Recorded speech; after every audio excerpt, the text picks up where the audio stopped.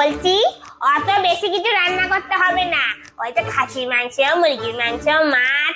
বলছি শোনো, আজকাল না লোক এখন অনেক বড় লোক হয়ে গেছে, বাড়িতে মাছ মাংস অনেক কিছু খায়।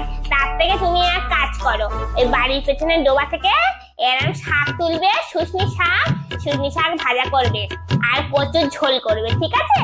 আর শোনো, ওই কচুটা একদম জল জল করে ঝোল ঝোলের মধ্যে করবে, ঠিক আছে? নাহলে আবার শুকনো শুকনো না হয়ে গেলে তো ভাত খেতে পারবে।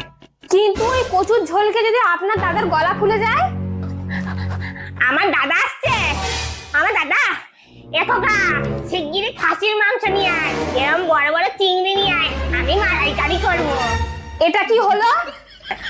আসলে আমি ভেবেছিলাম তো তোমার বাপের বাড়ির লোকজন আসবে, তাই ওই শাক রান্না বলেছিলাম। আমি আজকে কিচ্ছু রান্না করতে পারবো না, সব রান্না আপনি করবেন।